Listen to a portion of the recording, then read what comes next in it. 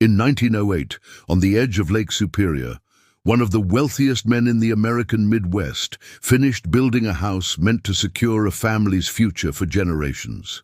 Nearly 70 years later, in that same house, an elderly woman and her nurse were killed during the night, and the estate that had once symbolized stability became one of the most infamous crime scenes in American history. This is not a story about a sudden act of violence. It is the story of how a house built to preserve wealth, order, and control slowly became a closed system, one where power, dependency, and inheritance accumulated quietly, until there was nowhere left for pressure to go. To understand what happened at Glensheen, you have to start long before the night everything broke and ask a harder question. What happens when a house outlives the life it was built to protect? If you want more long-form, real history documentaries like this, consider subscribing and liking the video. It helps keep these stories slow, careful, and independent. And let me know in the comments where you're watching from. This story is rooted in Minnesota, but its pattern is far wider. At the beginning of the 20th century, the United States was producing a new kind of wealth, faster than it was producing ways to live with it. Industrial fortunes no longer accumulated slowly across generations. They arrived within a single lifetime, concentrated in the hands of men whose power came not from land or lineage, but from contracts, rail lines, and resource extraction. These men did not inherit the social structures that once told wealth how to behave. They had to invent those structures themselves. One of the most common solutions was architecture. Large houses were not just places to live. They were physical arguments about permanence, proof that sudden success could be made stable, respectable, and enduring. In that context, the decision to build a monumental estate was not vanity, it was strategy. Chester A. Congdon understood this better than most. By the early 1900s, Congdon had become one of the wealthiest men in the Midwest, a lawyer-turned-industrial power broker whose fortune came from iron ore, railroads, and land speculation along the northern edge of Minnesota. He did not merely profit from industry. He helped organize it, shaping the legal and financial frameworks that allowed extraction to scale. His wealth was not flashy in the way later fortunes would be. It was structural, durable, the kind of money that reshaped regions rather than markets. And like many men of his era, Congdon believed that such wealth demanded a physical center, a place that could anchor family, authority, and memory in a single, unambiguous form. The site he chose sat above Lake Superior, just outside the growing city of Duluth. The land sloped gently toward the water, offering long views across a lake so vast it behaved more like an inland sea than a boundary.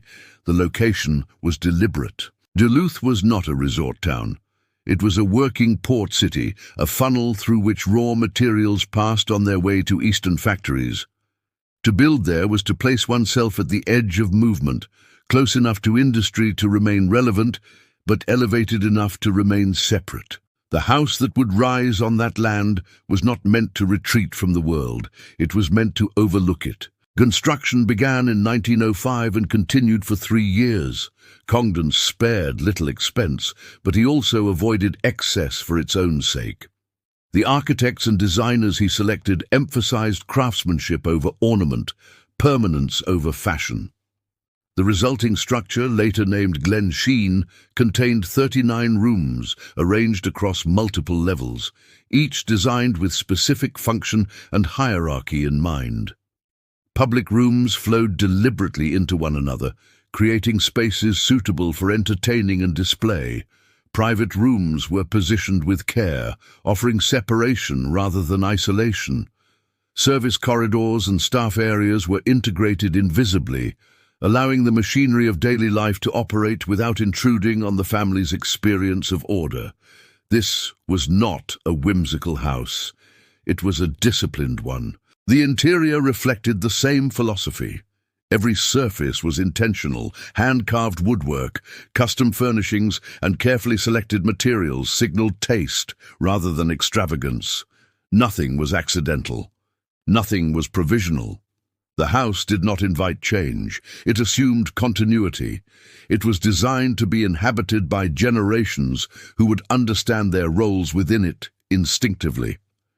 In this way, Glensheen functioned less as a home than as a framework, a structure meant to organize family life around inherited authority and expectation. Children would grow up knowing where they belonged. Servants would know where they stood. Guests would understand the terms of their welcome. The house itself would do much of that work silently. For a time, the design succeeded. Chester Congdon lived at Glensheen with his wife Clara and their family, hosting social events that placed them firmly within the upper tier of Midwestern society. The estate became a symbol of stability in a region defined by boom and bust cycles. While companies rose and fell, Glensheen remained, its presence reassuring in its refusal to adapt quickly. The house suggested that this family was not temporary, that their wealth was not an accident, that their place in the social order was settled. But houses like Glensheen depend on more than money to function as intended. They require continuity of people, not just property. They assume that family structures will remain intact, that heirs will arrive prepared to inherit not only assets, but roles. They assume that time will cooperate. In this case, it did not. Chester Congdon died suddenly in 1916, only 8 years after the house was completed. With his death, the estate passed to his wife, Elizabeth, along with the responsibility of maintaining not just a property, but a vision that had been built around someone else's authority. Elizabeth Congdon remained at Glensheen for decades, living within a house designed for a family structure that no longer existed in the form its creator had intended. Over time, the estate became quieter, more inward-looking. Staff continued their routines. Rooms remained furnished. The house did not decay, but the energy that once justified its scale slowly dissipated. What had been built as a center of gravity began to feel oversized for the life it contained. This is the condition large houses enter when they outlive their original purpose. They do not collapse. They wait. By the middle of the 20th century, Glensheen stood as both a triumph and a question. It was impeccably maintained, yet increasingly disconnected from the world that had produced it. Industrial wealth had changed form. Social hierarchies were loosening.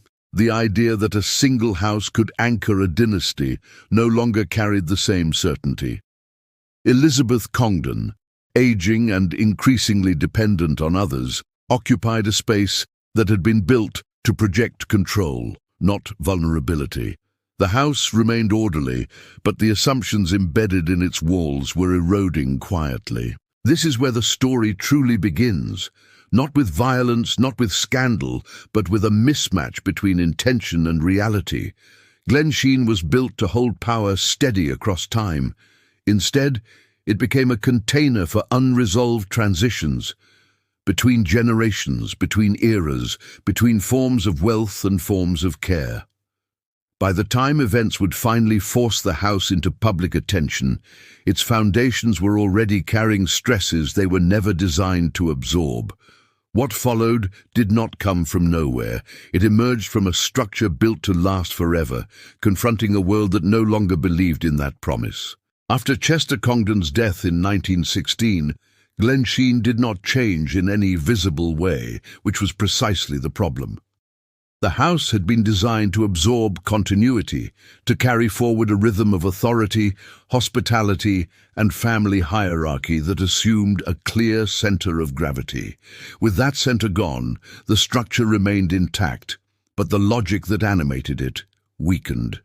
Elizabeth Congdon inherited not only the estate and its considerable wealth, but also the responsibility of maintaining a world that had been organized around her husband's presence. For a time, this responsibility was manageable.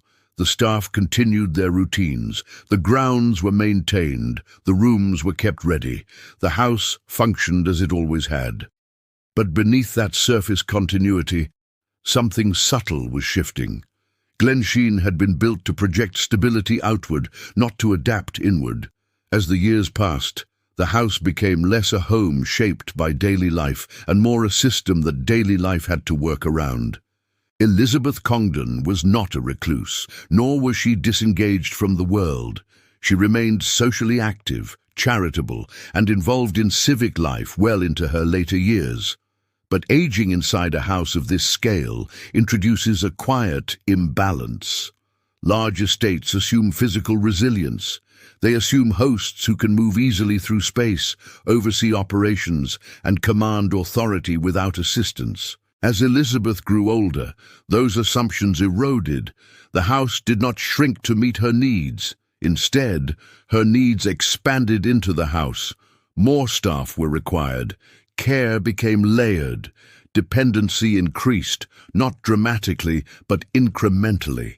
And with dependency came a redistribution of power that architecture alone could not control. Family dynamics complicated this further. The Congdons had no surviving biological children, but Elizabeth had adopted 2 daughters, whom she raised within the world Glensheen represented. Adoption in elite families often carried an unspoken tension. Inclusion without origin, belonging without lineage. These daughters were raised with privilege, but also with ambiguity about inheritance and authority. They lived inside a structure that symbolized permanence, while knowing that their place within it was conditional, shaped by legal instruments rather than bloodline assumptions. Over time, that ambiguity hardened into quiet pressure. Trusts, allowances, and legal arrangements replaced the informal certainty that dynastic houses were designed to convey. As decades passed, the estate became increasingly regulated by paperwork rather than presence. Lawyers, trustees, and advisors played growing roles in managing assets and expectations. Decisions that once would have been made informally across a dining table were now mediated through documents. This shift did not create immediate conflict, but it altered the emotional landscape of the house. Glensheen had been built to express authority through space. Now authority was abstract, dispersed across legal frameworks that did not reside physically within its walls. The house remained imposing, but its power was no longer self-evident. It had to be enforced. Caregiving became central to life at Glensheen as Elizabeth aged. Nurses and attendants joined the long-standing household staff, introducing a different kind of intimacy into the estate. Unlike servants trained to remain invisible, caregivers operated close to the body, the routines, the vulnerabilities of daily life. This proximity changed the internal dynamics of the house. The distinction between public grandeur and private fragility narrowed. Decisions once buffered by hierarchy now occurred in bedrooms, hallways, and quiet rooms, far from the formal spaces that defined Glensheen's image. The house, designed to elevate its occupants, now revealed how exposed they could become within it. These changes did not erupt into crisis. They accumulated. Large houses have a way of absorbing tension without releasing it. Their size diffuses conflict. Their routines normalize imbalance. A sense of inevitability settles in, where everyone adapts just enough to avoid confrontation. Over time, this creates a strange stasis. Nothing appears wrong, yet nothing resolves. The house continues to operate, but the purpose it once served has shifted without being redefined. Glensheen, by the mid-20th century, existed in this state, beautiful, orderly, and increasingly disconnected from the social logic that had produced it. What made this condition especially fragile was the intersection of wealth and care. Money ensured that problems could be managed, but it also ensured that they were rarely confronted directly. Assistance replaced autonomy. Legal structures replaced trust.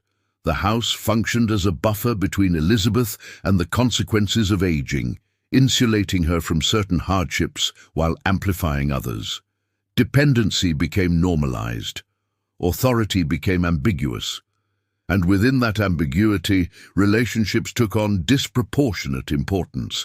Individual actors gained influence not because they held formal power, but because proximity itself had become power.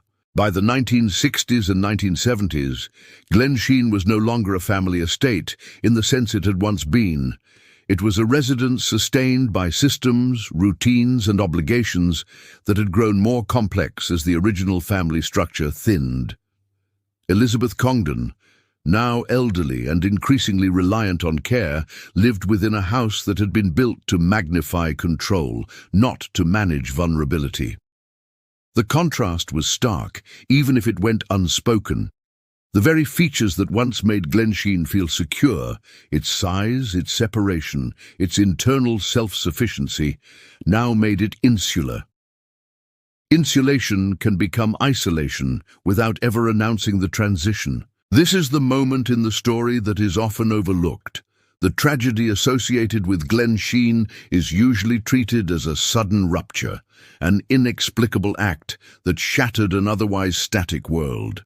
In reality, the conditions that made that rupture possible developed slowly, shaped by decades of adjustment without redefinition. The house did not fail. It performed exactly as designed. It preserved wealth, buffered change, and extended continuity far beyond its natural lifespan.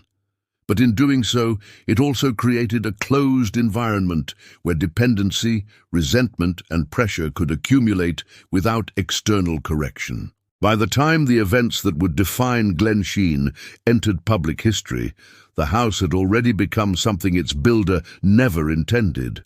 Not a stabilizing force, but a sealed system. What happened next did not emerge from chaos. It emerged from order held too long, from a structure that protected its occupants from disruption until disruption arrived in its most irreversible form. On the evening of June 26, 1977, Glensheen looked much as it had for decades, quiet, orderly, insulated from the surrounding city by trees, distance, and routine. Elizabeth Congdon, 83 years old and nearly blind, followed a schedule that had become carefully structured around her needs. Her days were slow, predictable, and heavily mediated by others. The house moved around her, not the other way around. Staff had learned the rhythms. Doors were locked in familiar sequences. Lights were extinguished room by room. By the time night settled over the estate, there was nothing to suggest that Glensheen was about to cross a threshold from private order into public history. Sometime during the early morning hours of June 27th, that threshold was crossed. Elizabeth Congdon was attacked in her bedroom and suffocated as she slept. Nearby, her night nurse, Velma Piatila, was beaten to death. There were no signs of forced entry from outside the house, no broken windows, no smashed doors. The violence did not arrive as an intrusion from beyond Glensheen's walls. It occurred entirely within them. When the bodies were discovered later that morning, the immediate shock came not only from the brutality of the act, but from its location. This was not a random site. It was a controlled environment, a place designed to manage vulnerability, not expose it. From the beginning, investigators were confronted with the implications of the house itself. Glensheen's size complicated the search for clarity. Multiple entrances, long corridors, and layers of private space made reconstruction difficult. The estate functioned like a small institution, complete with staff schedules, internal hierarchies, and unspoken rules about access. In such spaces, movement can occur without being seen, and presence can go unquestioned if it fits routine expectations. Whoever committed the murders understood this. The crime did not rely on stealth in the conventional sense. It relied on familiarity. Attention quickly turned inward, toward the people whose lives were already entangled with the estate's structure of care and inheritance. Elizabeth Congdon's adopted daughter, Marjorie Congdon, lived elsewhere, but remained financially dependent on her mother through trusts and allowances.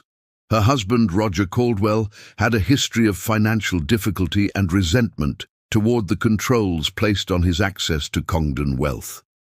These tensions were not new. They had developed slowly over years of negotiated dependence, legal limitation, and perceived exclusion.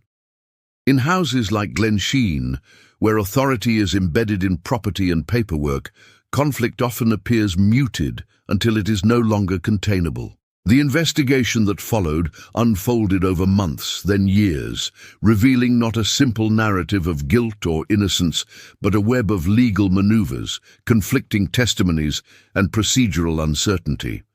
Caldwell was eventually arrested and charged with the murders. His trial exposed the fragility of the systems that had governed Glensheen's private life for so long.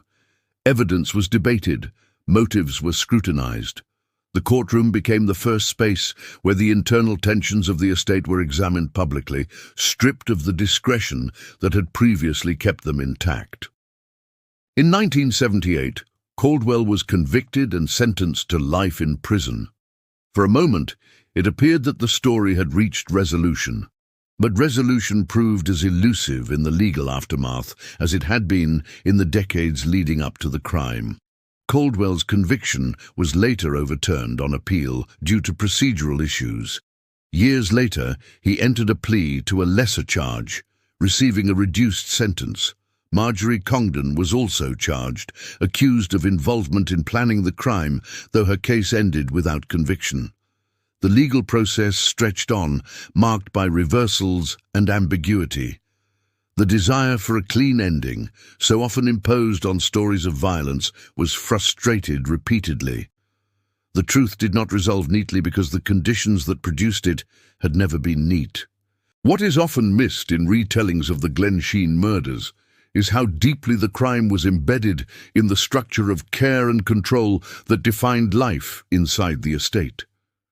This was not a burglary gone wrong. It was not a spontaneous act. It emerged from prolonged proximity to power, combined with restricted access to it. Wealth did not simply attract violence, it organized relationships in ways that concentrated pressure. The same systems that insulated Elizabeth Congdon from the outside world also concentrated dependency within a small circle.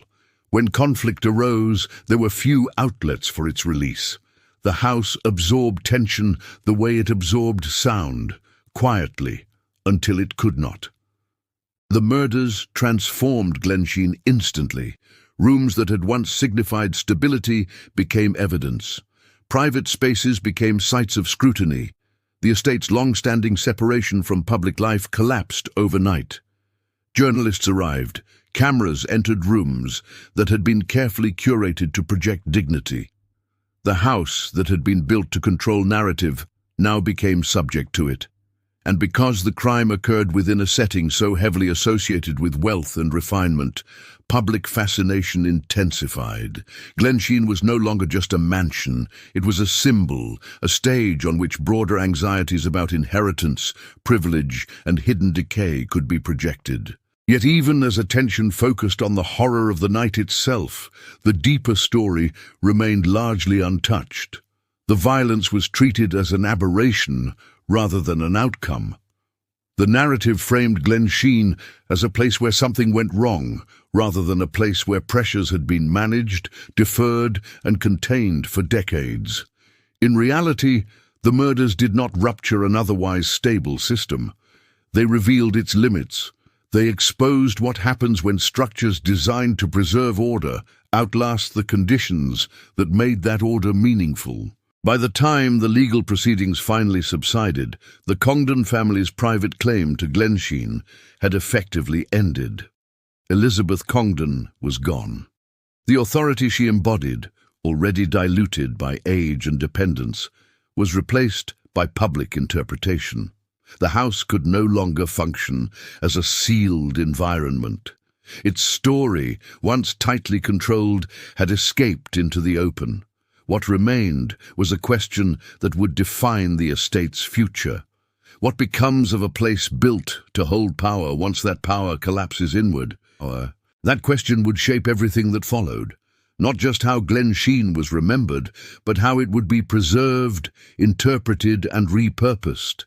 The next phase of its life would not be private. It would be institutional. And in that transition, the house would undergo its final transformation from a living system to a historical artifact, carrying forward not just the memory of violence, but the quieter truths that made it possible. After the trials, the appeals, and the slow exhaustion of legal certainty, Glensheen entered a phase of existence it had never been designed for. The estate was no longer a private system governed by family authority and internal routine. It became a subject of public stewardship. In 1979, ownership of the house transferred to the University of Minnesota Duluth, and Glensheen was opened as a historic site. This transition was framed as preservation, and in many ways it was. The buildings were maintained, the interiors were stabilized, the grounds were kept intact. But preservation is never neutral. It is an act of selection. It decides which version of the past will be made visible and which will recede into silence. As a museum, Glensheen began telling a story that emphasized craftsmanship, design, and Gilded Age prosperity. Visitors walked through rooms restored to early 20th century appearance, guided by narratives about Chester Congdon's success, the artistry of the house, and the lifestyle of industrial elites. The estate became a place where history felt orderly again. The violence that had ruptured its private life was acknowledged but carefully contained, positioned as an episode rather than a defining feature. This framing was understandable. Museums exist to educate, not to destabilize. Yet the effect was subtle. The conditions that produced the tragedy became less visible than the tragedy itself. This is the final transformation of Glensheen, and perhaps the most revealing one. When a house becomes history, it is no longer allowed to remain unresolved. Its contradictions are smoothed. Its tensions are contextualized.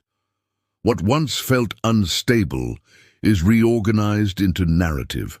The very qualities that made Glensheen dangerous as a private system, its insulation, its scale, its capacity to absorb pressure without correction, are reinterpreted as markers of grandeur and success. The house becomes safer to look at because it is no longer lived in. Distance does what time alone cannot. Yet something persists beneath the polished interpretation. Even as visitors admire the woodwork and lake views, there is an awareness, sometimes explicit, sometimes unspoken, that this house did not simply witness history. It participated in it. The crime that occurred within its walls was not an interruption of normal life, but a culmination of long-standing conditions.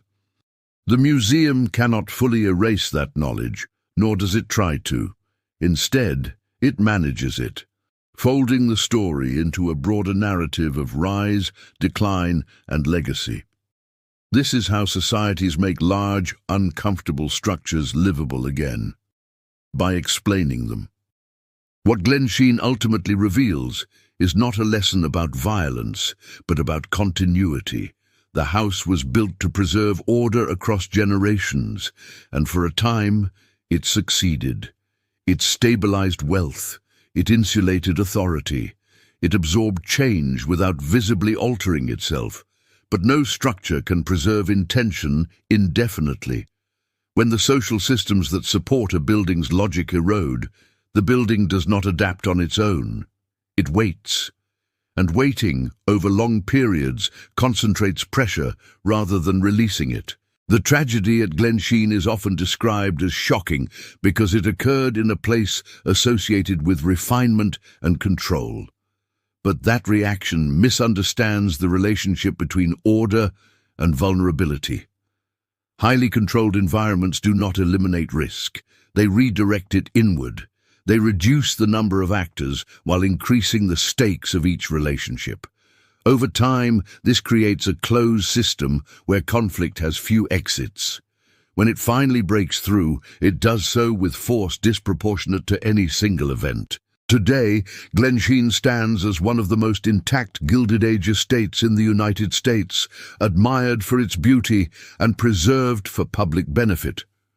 In that sense, it has achieved a kind of permanence its builder would have recognized. But permanence is not the same as stability. The house endures, while the social world that gave it meaning has vanished. Visitors move through its rooms briefly, carrying pieces of the story with them, before returning to lives shaped by very different assumptions about wealth, family, and care. This distance can make Glensheen feel safely historical, as if its lessons belong to another era, but the conditions it exposes have not disappeared. Large houses still outlive the families they were built for. Wealth still concentrates faster than meaning. Systems of care still operate behind closed doors, insulated by resources and routine.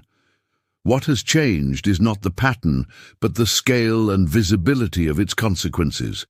Glensheen is unsettling not because it is exceptional, but because it is legible. It shows, in physical form, what happens when structures built to preserve power are asked to manage vulnerability instead. In the end, Glensheen does not demand judgment, it offers recognition. Recognition that architecture is never just shelter, that wealth always organizes relationships, and that houses designed to last forever must eventually confront a world that no longer needs them to. The estate remains beautiful, it remains intact, but it also remains marked by the limits of what order alone can contain.